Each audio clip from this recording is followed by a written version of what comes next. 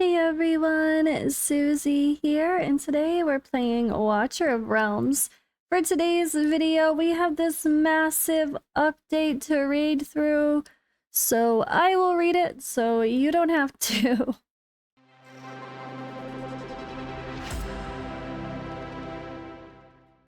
Alright, and yeah, I didn't post yesterday because Godforge Alpha is in a full swing, and oh my gosh, there's like 400 feedback requests to log that I'm working on now. I've done like 150 of them, maybe almost 200, but it's gonna be a grind and it's increasing, of course, but it's good and it's fun and it's exciting and it's overwhelmingly positive. And the feedback is just basic suggestions or very positive replies, very little hate or whatever you want to call it. And I'm really glad that people are overall very happy. It is only an alpha at the end of the day. But as the community manager, I'm actually not as involved directly with like the community stuff happening right now with the alpha. I'm not able to hang out in live streams and watch CC videos and chat with everybody as much in the chats. But what I'm doing is logging all the feedback from the feedback reports for the gameplay feedback. So I'm the person replying to comments for things to clarify if people say something that's either they just didn't notice a feature, I'm pointing it out, or if it's a feature to come, or if I have more questions to get better feedback, I'm asking it, and then I'm logging it onto a giant spreadsheet, and then we are analyzing our data, and all that's been super fun to see behind the scenes. So community manager life is extremely busy right now in that sense, and like I'm on full on. I worked, was it 17 hour? Okay, from 17-hour time period, I worked, what, 13 hours yesterday? I wish I was kidding, but I love it at the same time, and it's so much fun to be a part of. But it was 0 time for recording videos, so here we are. And I didn't even open the game until this morning. I did most of my dailies, but I didn't even finish my dailies. It's fine. It's just the reality of what happens when something big happens with a job, right? Or life. You just have to take a pause and accept that you're gonna miss some things. But I can't miss this. This is huge. This is huge. Holy updates, guys. So what I did miss, though, is a Dev Insights, I think from the 22nd. So what I'm probably going to do is combine Dev Insights. The next time they post one next week, I will also read the one from the 22nd. So if you guys are like, Suzi, where is your Dev Insights? I know there is one. Are you going to read it? I will. I'm just going to wait to combine them later on because things will settle down a little bit, I hope. Okay. So, what is going on? We have an update for the 28th. Okay. 29th, I guess technically for a lot of us. That'll be the next morning. So that's of course next week, the Tuesday. So we have, alright, I'm just gonna go through and read all these, and yeah, my eye is so puffy, like usual. All this eye strain of logging spreadsheets isn't very good for me right now, but it's okay. I'm trying. Actually, I'm just gonna get rid of my face because I don't want to stress. I could turn my lights a little lower, and yeah, I'll just record full screen, but I'm still here, and we're gonna read through this and try not to talk as much regarding, I guess, opinions on things. I'm just gonna try my best to just give you guys the info and just give short reactions. Hope that's cool. Okay. All right, now heroes. Araka, the Crimson Widow. Promotion grade 5. Effect optimized. Changed. When Araka attacks targets she isn't blocking, increases damage by 20% and crit rate by 10%. 2. When Araka attacks targets she isn't blocking, increases damage by 30%. Interesting. Okay. Spider stance optimized. Change it. Attacks can attack one more target to basic attack becomes 2 consecutive strikes, prioritizing 2 different targets in range. Spider toxin enhanced. Spider bite explosion damage increases from 30 to up to 40% to, whoa, 100 up to 150%. Her spider bite explosion damage is going to be awesome. I love that. Making it more viable with like the poison comps, right? She should be cool. Anyway, she is the Lord after all, right? All right. Messy web optimized. Control effect duration changed from 1 to 2 seconds to 1.5 to 2.5 seconds. Airborne unit duration from 2 to 4 seconds up to 3 to 5 seconds. Awaken 3, reset. Changed, increased the duration of spider bite and poison by 2 seconds to inflicting poison also inflicts 40% acute poisoning, increases all poison which increases all poison and toxic surge damage taken by 40%. Hell yeah, Araka is getting acute poisoning with Awaken 3. That's amazing. A lot of people probably do have her Awaken 3, although I don't think I do, because she has been a lord that's been in the game since the beginning. I love that change. Awaken 5, enhanced, changed when the enemy with spider bite dies, deals 110% AoE damage to nearby enemies affected by poison one more time. 2, damage increases by 25% against enemies inflicted by poison. When an enemy with spider bite dies, deals 110% AoE damage to nearby enemies affected with poison one more time. Love it. All right, Rygar. When his Lord skill. When Rygar is the Lord in the team, after activating his ultimate, faction members' basic attack damage increases improved from 25% to 30%, and HP regen per basic attacks increased from 3% to 6%. The basic attack, Warlord's Might, can now trigger the extra bleed effect, lasting for 5 seconds. Earth's Shatter added a new effect during the ultimate. HP percent increases by 30%, ultimate duration extended from 25 seconds to 30 seconds, and ultimate's rage cost reduced by 100.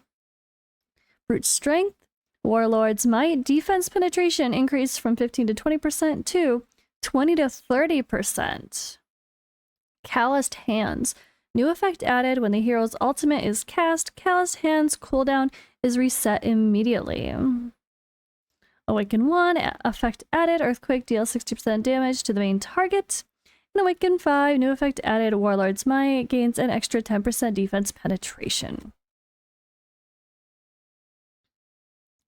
Alright, Malric. Oh yes, thank God. I still haven't pulled him. I'm totally gonna pull him with Nascent, so I know it.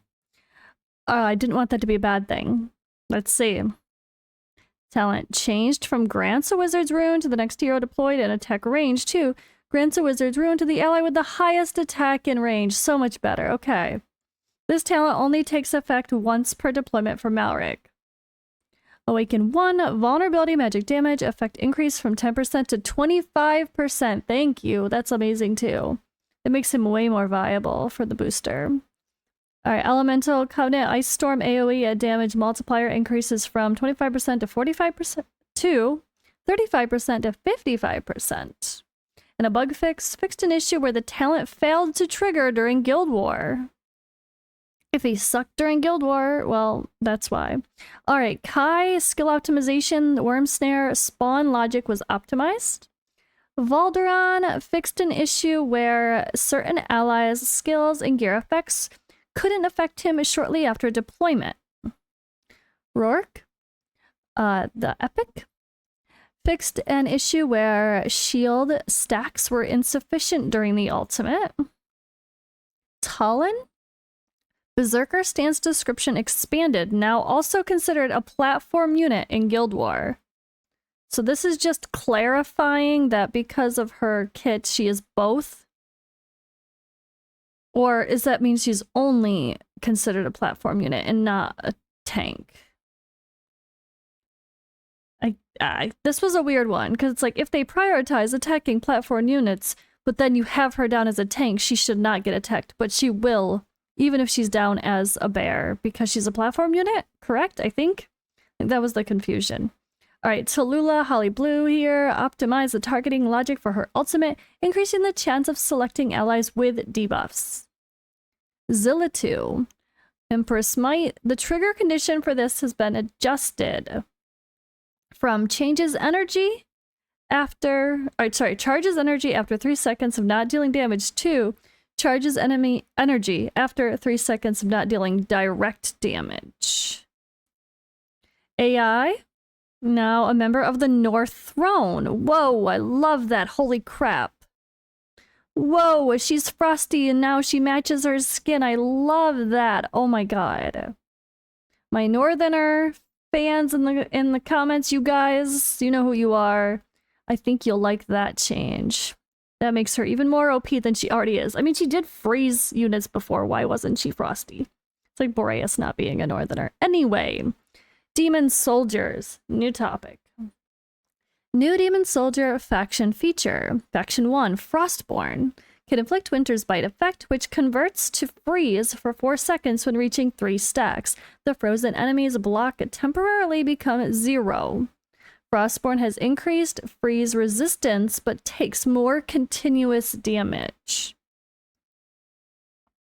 Faction Lord, Demon Captain Glacius.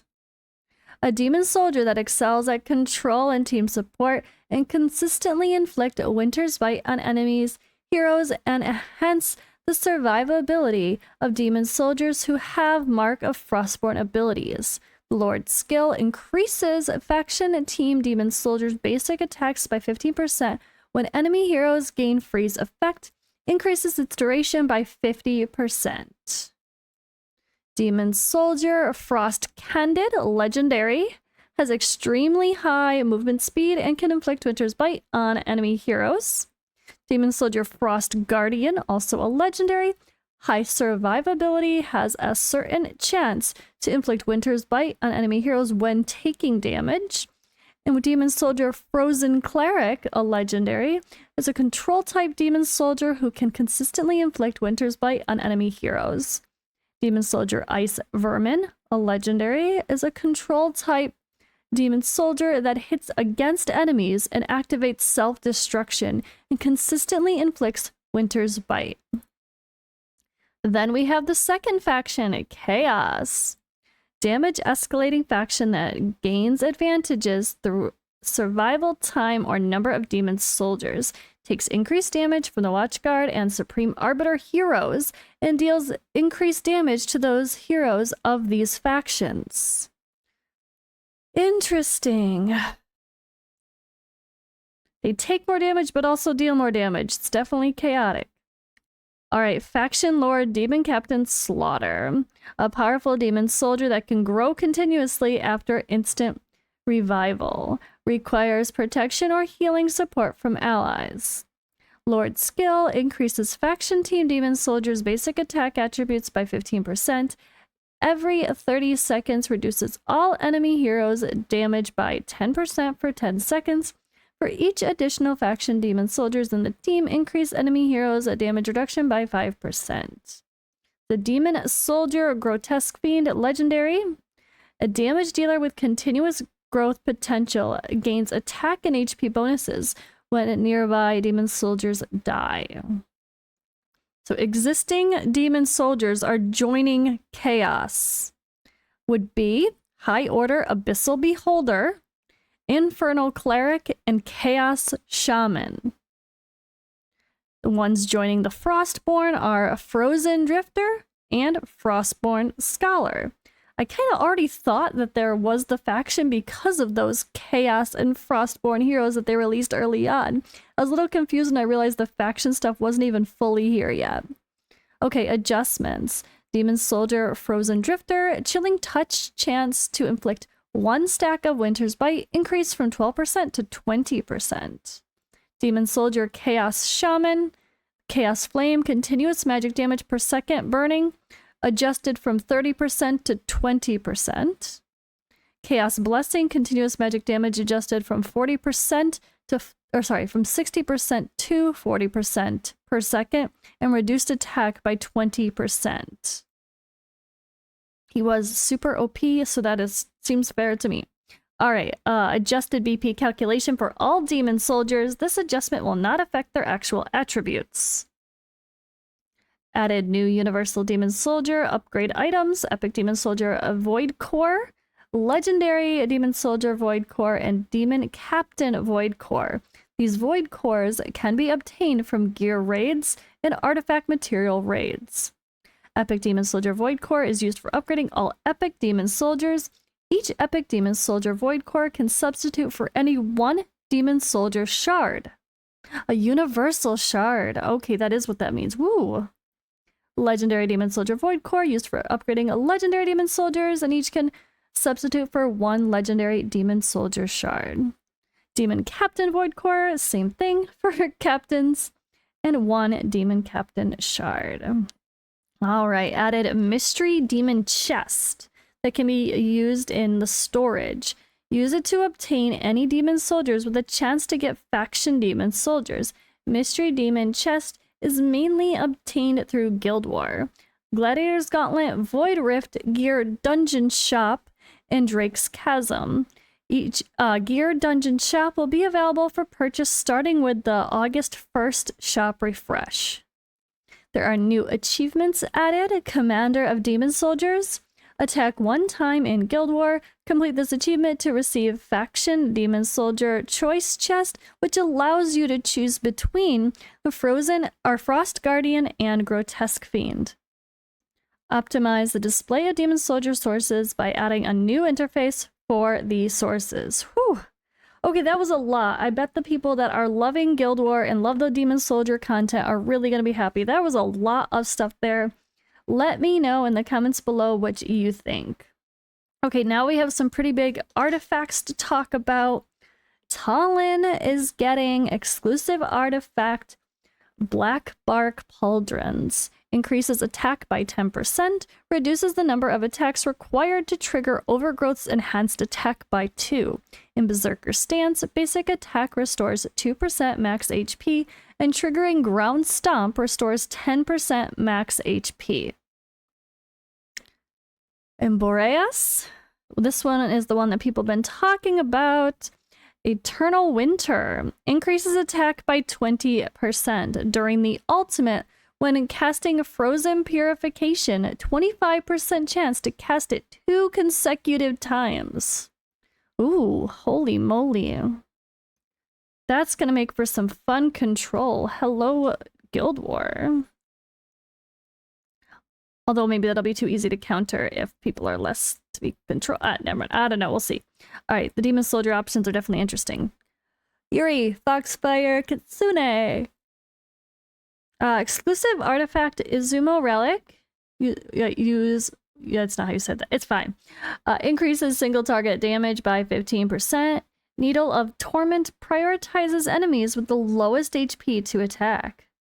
Ooh, love that. Tallulah. Exclusive artifact Song of the Butterfly.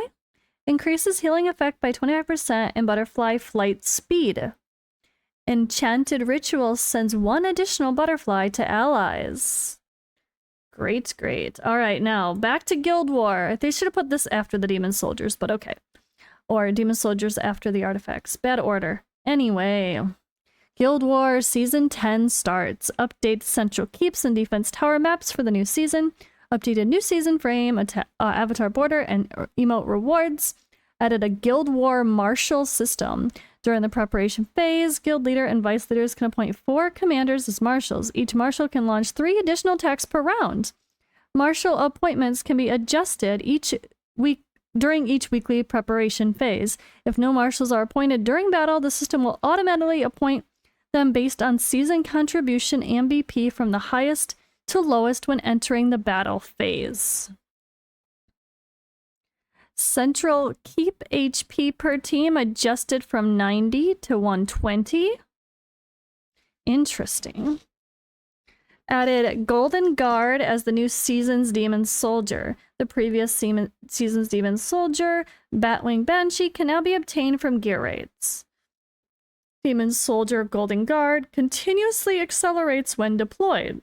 Upon collision with blocking a target with a blocking target, deals damage to both the collision targets and itself, and stuns adjacent heroes around the collision target. That's cool. All right, and season 9 of Gladiator Gauntlet will start. This will be on the 18th. Preparation phase starting. Battle phase on the 22nd, and then ranking on the 30th. And that's for server 5, the 5 series, and then the 6 series. Almost the same, but calculation phase on the 28th instead. Ends a couple days early. Alright, gear. Added bulk enhancement feature for gear during auto fights and in Gear Forge. Any gear can be selected for bulk enhancement. Unlock after clearing campaign normal 8-4. Bulk enhancement stops when all gear reaches the target level or when gold is depleted. Optimize the artifact storage sorting by rarity and enhancement level. Added exclusive gear for the following heroes. Zaris, the first use of Enslave, summons 5 Souls of the Dam. Zillatu, when Empress Might triggers, increases Zillatu's attack by 8%, and Empress Might immediately reaches max stacks. Xena, upon first death, Xena's initial redeployment time is reduced by 15 seconds. Boreas, all the buffs for some of these. Wow. All right, during Eternal Ice Haven, Frozen Purification deals damage with 10% penetration. Twin Fiend, each meteoric shower from Meteoric Strike restores 3% rage to Twin Fiend. Beatrix, increase the max stacks of Spirit Drain by 4. Tallulah, after Enchanted Ritual is activated, all 4 spirit effects now heal adjacent allies once with a 100% multiplier. Alaura, after casting ultimate, no longer removes invisibility. Alaura's attack now increases by 6% when invisible. Whoa, okay.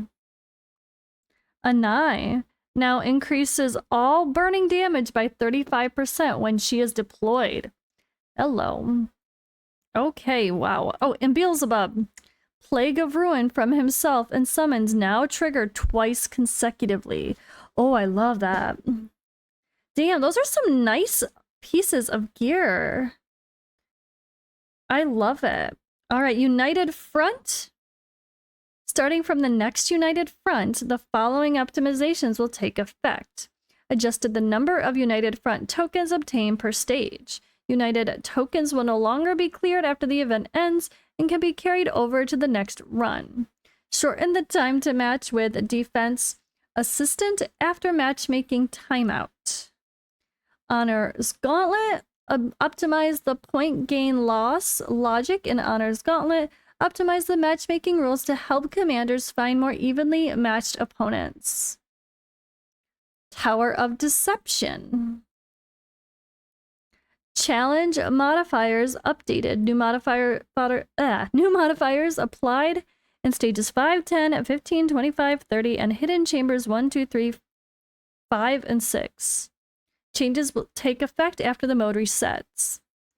Challenge difficulty adjustments reduces the boss skill frequency in stage 35 and hidden chamber 7 to allow lower lower overall challenge difficulty. And then other notes.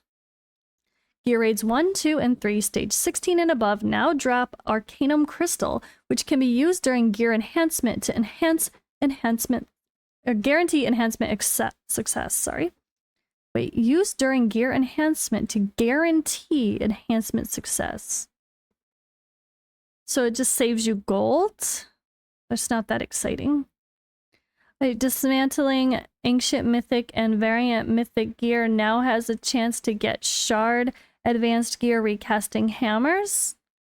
Assemble the gear recasting hammer to recast ancient mythic and variant mythic gear. Woohoo!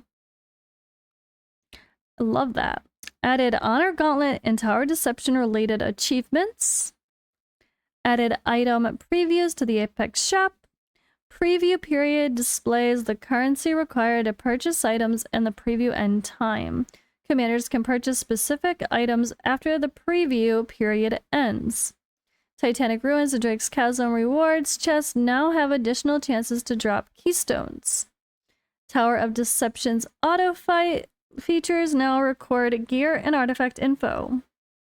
Daily purchase limit for huge stamina potion in the diamond shop adjusted to 10. Stamina... Oh, wait. What? Isn't it like 99? Hold on. We'll look at that after. Stamina daily purchase limit adjusted to 30 times. After reaching 20 purchases on the same day, the purchase price will gradually increase. Adjusted the button layout in the gear interface. The new button order Gem Enhancement Foundry Quick Change. Fixed an issue where some chests opening effects in Drake's Chasm did not match the actual rewards. Enhance the... That's... Yeah, I feel like I noticed. Enhance the Drake's Chasm interface to better showcase new Demon Soldier drops. In the hero tag optimizations, the tags for single target and multi-target attack have been further refined to more detailed classification. Single target physical attack and magic attack, and AoE physical and magic attack. Holy patch that was! Whoa, whoa, whoa. Alright, so, and friendly reminder this weekend, guys, should you summon today? I don't think so, because next weekend we have the event for the limiteds, so I would not be summoning this weekend, because you want to guarantee the limiteds of your choice, except for this, Divine Summons. Nascent Divine Summoning is amazing. Guaranteed Unknown Hero, 100% pull on this if you have big heroes that you really want to obtain that are from the standard pool of heroes when you click that Divine Summoning banner. But should you summon yes for this? I would probably say no even for this unless you're literally brand new and have a shit ton of summons or plan to spend a lot. Kidding, not kidding. Yeah, we have a lot of stuff still happening on the calendar, and this is now done. We're just gonna get extra. Oh yeah, these just get converted. Holy moly. We had our reset. Things are open now. We can start the grind. Continue the grind, I should say. And let's take one quick peek at that shop thing that I was talking about. So, what is the deal here? Yeah, it's 99. So they're gonna nerf it down to only 10 per day. 10. Holy crap, guys. So this is what you need to be doing right now. If you are low on potions, I've still got a decent chunk, so I might not do that. But this is one of those weird debates. We're about to have a huge event where you're going to want to summon a lot. And maybe get as many copies of a certain hero as you can. But we're also going to have a patch before that happens. And this might be the time to spend your diamonds wisely and make sure you get as many potions as possible, because they're going to become scarcer, which honestly, I personally like being limited when it comes to things like stamina. I feel like it's good to make it a little bit more fair and even for players that can afford the time or not afford some time, to where the gap isn't just so crazy because someone that can use an auto clicker when they're not supposed to and literally farm all day long nonstop has the advantage, versus someone playing on a mobile device that doesn't necessarily have as many features or abilities to do so. It just widens the gap of the rich getting richer and the poor staying poorer. So I think having an easier to obtain stamina limit daily can have its benefits, as long as there's other content to keep people busy, which Watcher of Realms is very good at doing that. So that's why I say that. Not because I'm saying we should have nothing to do every day. I'm not saying that. I understand people want to be able to play literally all day if they can, but there's other content to do. There's usually some sort of event now, and that's always fun. And then there's so many other stuff with the towers, with Honor Gauntlet, with everything I forgot the name of already. No, kidding, not kidding. There's just so many things to do that I think there should be plenty to keep people busy and entertained, and it's better to not overwhelm people. And yeah, I don't know, I'm okay with that, honestly, but I know a lot of people are not going to be happy, so I 100% understand that perspective as well. I really, really do, but I think it's good to have a balance at the end of the day. Demon soldiers are popping though, and some of these guys are gonna become part of the factions officially, so stay tuned for all of that. Let me know what you think about all this in the comments below. This was a long ass set of notes, and I will see you in the next video.